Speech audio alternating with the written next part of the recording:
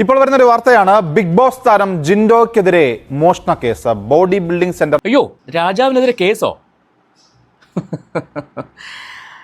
Big Boss Malayalam season 7 ഇവിടെ തകൃതിയായിട്ട് നടന്നുകൊണ്ടിരിക്കുമ്പോഴാണ് Big Boss Malayalam season 6 winner രാജാവ് മോഷണ കേസിൽ പാലാരിവട്ടം പോലീസ് കേസെടുത്തിരിക്കുകയാണ്. ഇത് നടന്നത് എവിടെയാണെന്ന് അന്വേഷിച്ചപ്പോൾ ഈ രാജാവിൻ്റെ തന്നെ ജിമ്മിലാണ്. രാജാവ് ആരാന്ന് ഞാൻ പറയണ്ടല്ലോ അല്ലേ, ജിൻഡോ ബോഡി ക്രാഫ്റ്റ്.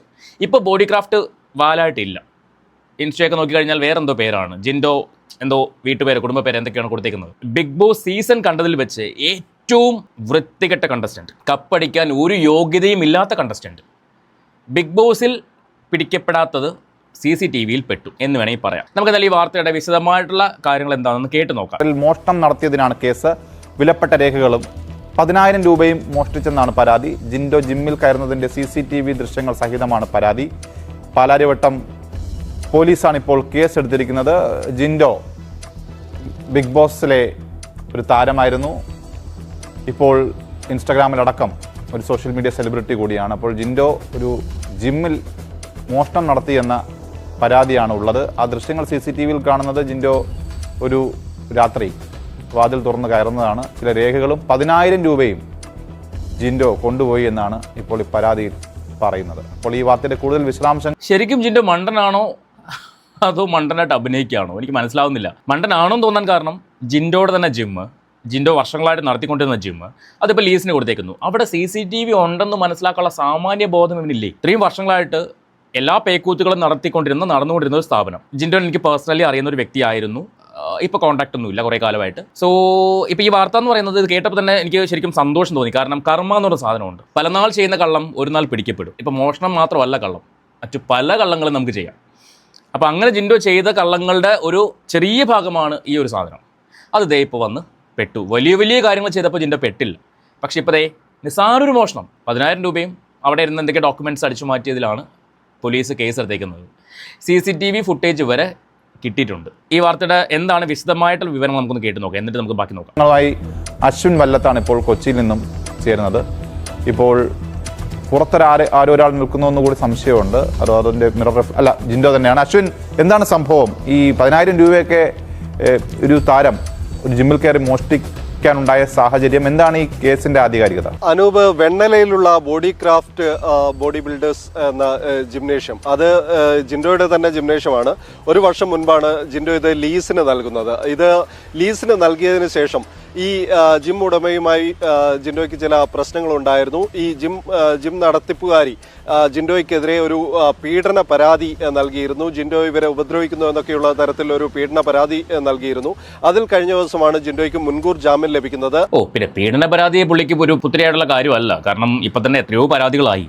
പക്ഷെ എന്തുകൊണ്ടാണ് ഇതിന് അറസ്റ്റ് കാര്യങ്ങളൊന്നും ഉണ്ടാവാത്തതെന്ന് എനിക്ക് മനസ്സിലാവുന്നില്ല, എനിക്ക് അറിയുന്നില്ല. എത്രയോ പരാതികൾ. കഴിഞ്ഞ കുറച്ച് ദിവസങ്ങൾക്ക് മുൻപ് സിജോയുടെ ചാനലിൽ വന്ന ഒരു വീഡിയോയ്ക്കകത്ത് ഒരു പെൺകുട്ടിയുടെ വോയിസ് ക്ലിപ്പ് നമ്മൾ കേട്ടതാണ്. അതിനകത്ത് പെൺകുട്ടി വളരെ വ്യക്തമായിട്ട് പറയുന്നുണ്ട്, എന്തോ മയക്കുമരുന്ന് ബോട്ടിൽ എന്തോ സാധനം കലക്കി കൊടുത്തിട്ട് ആ കുട്ടിയെ ഉപദ്രവിക്കാൻ ശ്രമിച്ചു എന്ന് പറഞ്ഞിട്ട്. അതല്ലാണ്ട് മറ്റൊരു പെൺകുട്ടി ജിൻഡോ ആ കുട്ടീനെ ഹോട്ടലിലേക്ക് വിളിച്ചു വരുത്തിയിട്ട് ആ കുട്ടിയുടെ നഗ്നത കാണണമെന്ന് പറഞ്ഞിട്ട് ഡ്രസ്സ് റിമൂവ് ചെയ്യാൻ പറഞ്ഞു. അങ്ങനെയൊക്കെ പറഞ്ഞിട്ട് പല പല പല പല കാര്യങ്ങൾ പുറത്ത് വന്നിട്ടും എന്തുകൊണ്ടാണ് ജിൻഡോ ഇപ്പോഴും നെളിഞ്ഞ് കൊച്ചിയിൽ കൂടി നടക്കുന്നതെന്ന് മനസ്സിലാവുന്നില്ല. ഇത് കാശിൻ്റെ ബലമാണോ അതോ ആൾബലമാണോ എന്നതാണ് ക്വസ്റ്റ്യൻ മാർക്ക്. ബിഗ് ബോസിൽ ജയിക്കുന്നവർക്കൊന്നും കാശ് കൊടുക്കത്തില്ലേ? അല്ല, ഈ 10,000 രൂപയ്ക്കൊക്കെ മോഷ്ടിക്കുന്ന, എനിക്ക് അത്രയും ചെറിയൊരു എമൗണ്ട് പോലും മോഷ്ടിക്കാൻ മാത്രം ഗതികെട്ടവനായി മാറിയോ ജിൻഡോ? എൻ്റെ ഒരു ചോദ്യം. ഇത് ഈ ലക്ഷങ്ങളൊക്കെ ആണെങ്കിൽ നമുക്ക് മനസ്സിലാക്കാം. ഇത് 10,000 രൂപ, അപ്പോൾ അതൊരു കള്ളൻ്റെ ലക്ഷണമല്ലേ? പൈസ എവിടെ കണ്ടാലും മോഷ്ടിക്കാന്നുള്ളത്. ഇനി അഥവാ സ്വപ്നത്തിൽ ഇറങ്ങി, രാത്രിയാണല്ലോ സംഭവം, സ്വപ്നത്തിൽ ഇറങ്ങി നടന്നിട്ട് ഈ സോമനാംബുലിസം ബാധിച്ചിട്ട് സ്വന്തം ജിമ്മാണെന്ന് കരുതി കയറി പോയതാണോ? അവിടെ സ്വന്തം കാശാണെന്ന് പറഞ്ഞ് എടുത്തു മാറ്റിയതാണോ?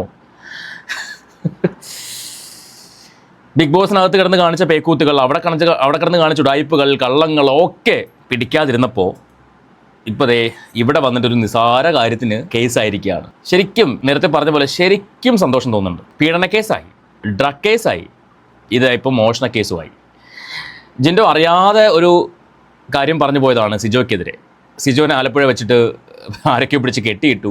ജിൻഡോ വിളിച്ച് പറഞ്ഞിട്ടാണ് വിട്ടയച്ചത്. അതിനുശേഷം പട്ട സിജോ കുറേ കാര്യങ്ങൾ അടിച്ചിറക്കി. പല വോയിസ് ക്ലിപ്പുകളായിട്ടും പല മെസ്സേജുകളായിട്ടും ഒക്കെ അടിച്ചിറക്കി. അവിടെയൊന്നും ജിൻഡോയ്ക്ക് ബാധിച്ചില്ല എന്നുള്ളതാണ്. പക്ഷേ ഇവിടെ വന്നിട്ട് ജിൻഡോ പെട്ടുപോയി. തെളിവ് സഹിതം. അവിടെയാണ് ഞാൻ നേരത്തെ ചോദിച്ചത് ജിൻഡോ മണ്ടനാണോ എന്ന് ചോദിച്ചത്. കാരണം ആ ജിമ്മിൽ CCTV ഉണ്ടെന്ന് അറിഞ്ഞു വെച്ചുകൊണ്ട് ചെന്ന് കയറി കൊടുക്കാൻ കാണിച്ച ആ ഒരു മനസ്സ്, വിശാല മനസ്സ് നമ്മൾ കാണാതെ പോകരുത്. ഇപ്പോഴും എനിക്ക് സംശയം, പലരുടെയും പോലീസ് കേസ് എടുത്തു, പക്ഷേ അറസ്റ്റ് ചെയ്യുമോ എന്നുള്ളതാണ്. ഇത്രയും തെളിവുകൾ കിട്ടിയിട്ടും പോലീസ് അറസ്റ്റ് ചെയ്യാത്തത് എന്തുകൊണ്ടാണ്? അല്ലെങ്കിൽ മുന്നേയുള്ള കേസുകളിൽ എന്തുകൊണ്ട് അറസ്റ്റ് ചെയ്തില്ല? നിയമപരമായിട്ടുള്ള കാര്യങ്ങൾ നമുക്കറിയില്ല, പിന്നാമ്പുറം നടക്കുന്ന കാര്യങ്ങൾ നമുക്കറിയില്ല. പക്ഷേ എന്തുകൊണ്ട് എന്നുള്ള ഒരു ചോദ്യമായിട്ട് തന്നെ നിൽക്കുകയാണ്. എന്തായാലും ഈ കേസ് കുറച്ചുകൂടെ സ്ട്രോങ് ആവട്ടെ, രാജാവിൻ്റെ പതനം ഇവിടെ പൂർത്തിയാവട്ടെ എന്ന് ഞാൻ ആഗ്രഹിക്കുകയാണ്. കാരണം ഒരുപാട് പേര് ജിൻഡോ കാരണം ബുദ്ധിമുട്ടിയിട്ടുണ്ട്, കഷ്ടപ്പെട്ടിട്ടുണ്ട്. പലരും പുറത്തു പറയാൻ മടിച്ച് ഇപ്പോഴും നിൽപ്പുണ്ട്. ജീവിതത്തെക്കുറിച്ച് ഓർത്തിട്ടായിരിക്കാം, ജീവനെക്കുറിച്ച് ഓർത്തിട്ടായിരിക്കാം. തൻ്റെ കാര്യം നേടാൻ വേണ്ടി ഏതറ്റം വരെയും ജിൻഡോ പോകും.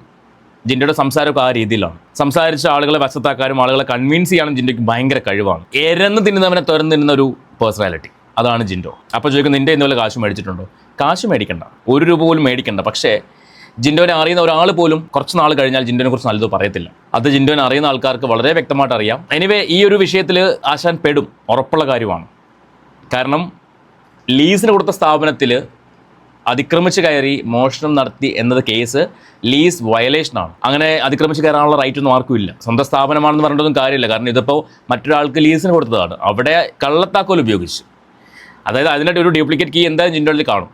ആ കീ ഉപയോഗിച്ചാണ് അകത്ത് കയറിക്കുന്നത്. എന്ത് മനോഹരമായിട്ടാണ് കയറുന്നത്. നമുക്ക് ബാക്കി വാർത്തയുടെ എന്താണ് അവിടെ സംഭവിച്ചത്, എങ്ങനെയാണ് ഇത് നടത്തിയതെന്നൊക്കെ ഒന്ന് കേട്ട് നോക്കാം.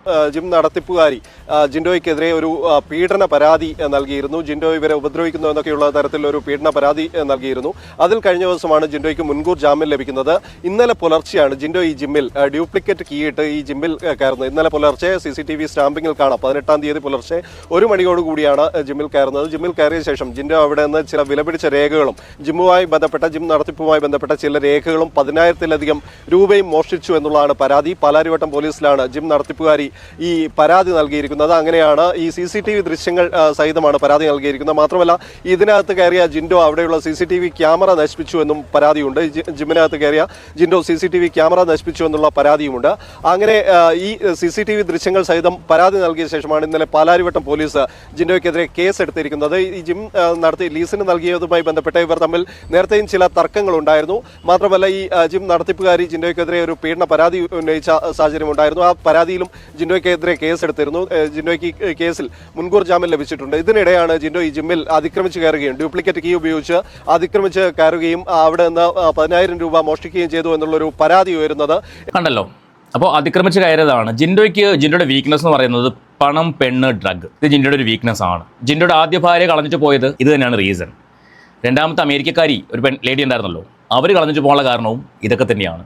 ഇതെല്ലാം പോയിട്ട് ജിൻഡോയുടെ ജിമ്മിൽ പണ്ട് ഒരു ലേഡി മാനേജറായിട്ടുണ്ടായിരുന്നു. അവരെ വിവാഹം കഴിക്കാമെന്നൊക്കെ ജിൻഡോ പറഞ്ഞിട്ടുണ്ടായിരുന്നു. ഇത് എനിക്ക് അറിയുന്നൊരു കാര്യമാണ്. അവരെ വിവാഹം കഴിക്കാമെന്ന് പറഞ്ഞിട്ട് ലാസ്റ്റ് തേച്ചൊട്ടിച്ച് വിട്ടതാണ്.